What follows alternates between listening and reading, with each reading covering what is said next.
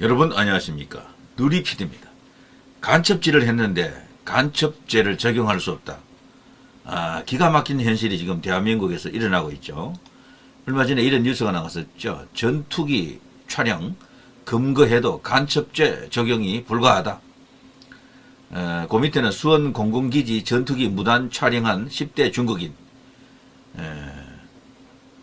말이 안 되지만 이게 지금 우리나라에서 일어나고 있는 현실입니다.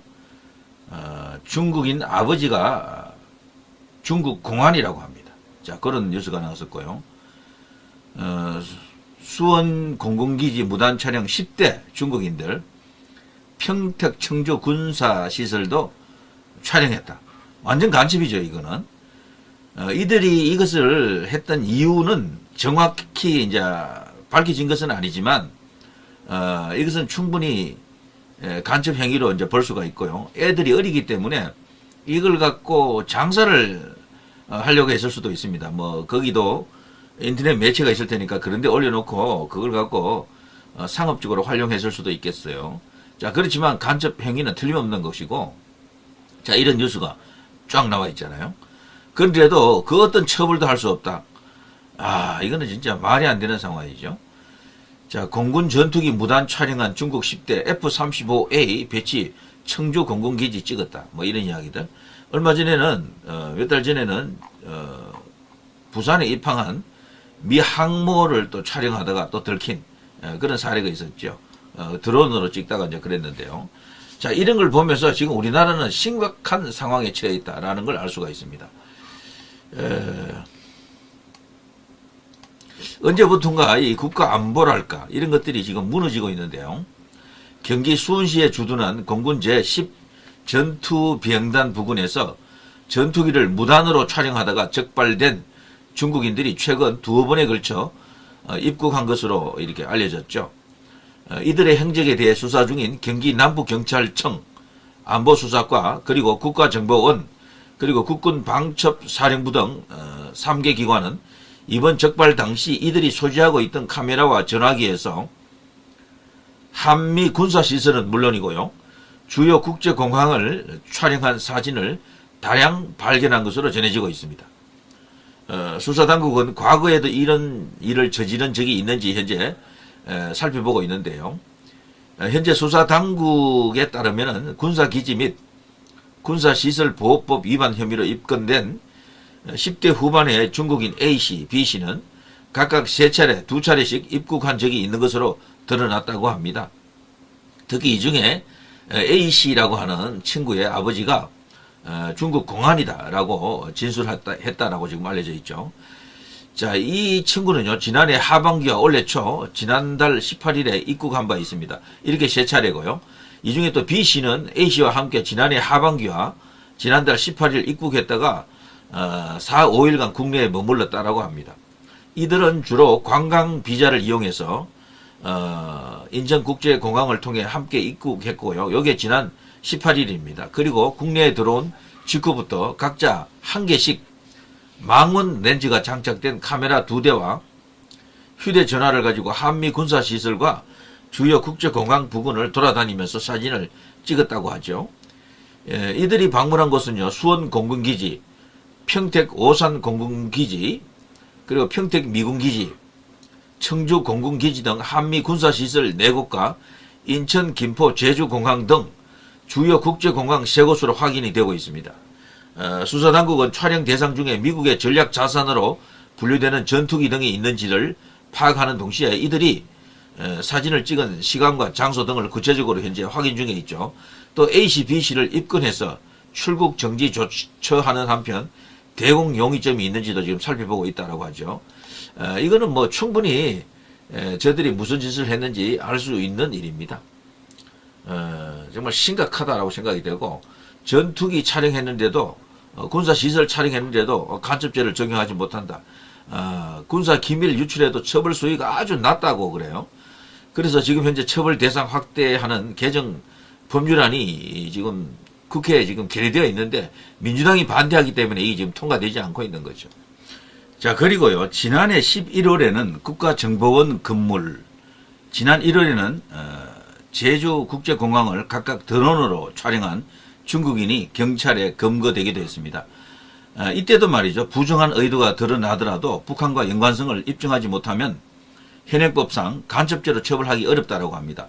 중국하고 연결되는 것은 간첩죄가 아니에요. 우리나라 법으로는 북한하고 연결되어야지만 이게 간첩죄야.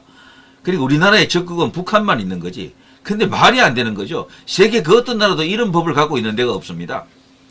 우리나라의 기밀, 군사 기밀이든 뭐 산업 기밀이든 이걸 빼가면 그거 간첩이죠. 이것 하나도 지금 법으로 지금 해결하지 못하고 있다는 게 지금 우리나라 현실이죠.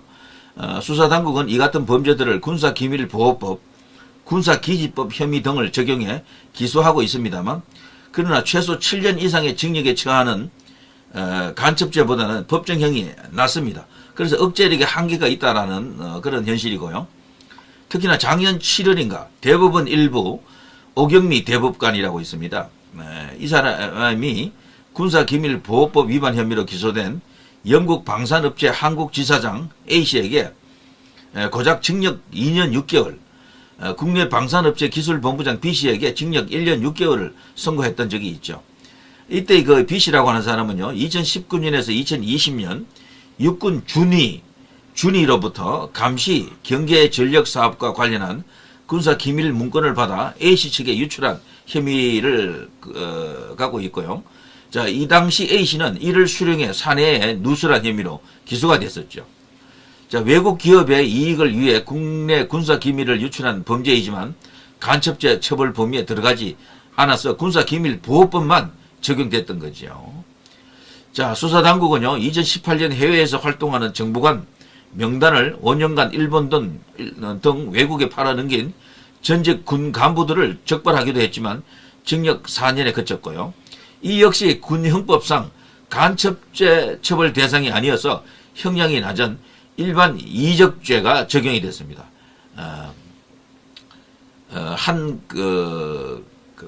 검찰 관계자에 따르면 이들 사건에 대해서요, 외국 등에 대한 간첩죄의 불비 갖춰져 있지 않다는 이야기죠. 간첩죄의 불비로 군사기밀보호법 등으로 기소해서 처벌한 사안이라며 간첩죄 처벌 대상이 외국을 포함한다면 간첩죄로 처벌받을 가능성이 큰 사례들이다라고 지금 보고 있습니다.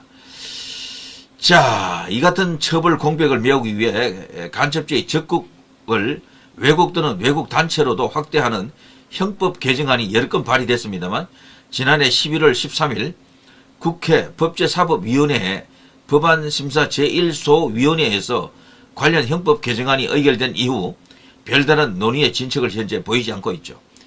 자, 윤석열 대통령은요, 탄핵 심판 과정에서 이 형법 개정안을 더불어민주당이 반대했다고 보고요, 12.3 계엄 선포의 주된 배경의 하나로 거론하기도 했죠. 반국가 세력 뭐 이런 의미로도 해석이 될 수도 있습니다.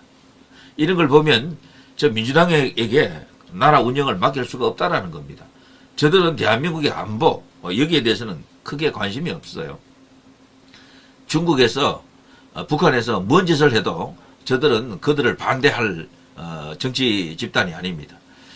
자, 아무튼 지금 간첩법 개정을 길을 쓰고 막고 있고요. 그런 과정 속에서 이 대선이 지금 치러지는 거죠, 현재. 대한민국에 흔히 이제 반국가 세력, 이번에 윤 대통령이 계엄을 선포하면서 언급한 그 반국가 세력. 이렇게 되면요, 제1이 이 간첩 관련한 이런 죄를 물어야 되는데도 불구하고 그 법을 못 만들게 막고 있는 민주당이야말로 진짜 반국가 세력, 내란 세력, 쿠데타 세력이 아닌가 이런 생각이 들고, 민주노총, 그리고 사법부 카르텔, 우리법연구회, 국제인권법연구회 같은, 그리고 부정선거에 대해서 지금 막고 있는, 이것을 명쾌하게 밝히지 않고 있는 선관위, 여기에 이제 우리 정치권 혹은 언론계, 뭐 학계, 법조계 등등 엄청나게 지금 많은 친중, 종중 세력들, 종북, 친북 세력들, 이들이야말로 전부 반국가 세력이다 이렇게 볼 수 있겠죠. 이들이 지금은 우리나라를 휘어잡고 오히려 자신들이 주인인 것처럼, 주류 세력인 것처럼 그렇게 지금 설치고 있는 거죠. 정말 큰일입니다. 이대로 가면 나라가 위험하다. 그나마도 이 위험을 줄이고 어느 정도 이렇게 국가 정상화로 나가자면 이번 대선에서 지면 안 되겠죠. 지금 저들은 이번에 대권까지 가져가게 되면은 완전체가 되기 때문에 그렇습니다. 국회 장악, 사법부도 사실 보면 넘어간 것 같잖아요. 거기다가 행정부 권력까지 가져가 버리면 뭐 어떻게 되나요? 무슨 짓을 할지 불을 보듯 뻔하지 않습니까? 그래서 이번만큼은 무슨 수를 써서라도 지지 않아야 된다. 이겨야 되는 것보다도 지지 않아야 되는 거죠. 이긴다, 지지 않는다와 비슷한 말 같지만 더 절박한 것은 지지 않아야 된다라는 거죠. 지면 큰일 난다는 이야기죠. 그러니까 최근 지지율 동향을 보면 이재명이 마냥 안심하고 있을 수는 없겠더라고요. 이재명 지지율이 어느 정도 답부 상태에서 지금 정점에서 내려오고 있습니다. 계속. 자, 국민의힘이 경선 과정을 거치면서 흥행이 성공하고 그리고 또 한덕수가 만일 출마할 경우에 외곽에서 무소속으로 나올 텐데요.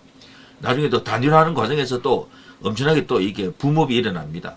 컨벤션 효과가 터지면서 지지율이 또 올라갈 수가 있어요. 충분히 잡을 수가 있다. 하기에 따라서는 이재명 집권을 저지할 수 있다. 이재명은 이번에 대통령이 되지 못하면은 가야 할 곳이 딱 정해져 있죠. 바로 감옥행입니다. 자, 누리 PD 김준희였습니다.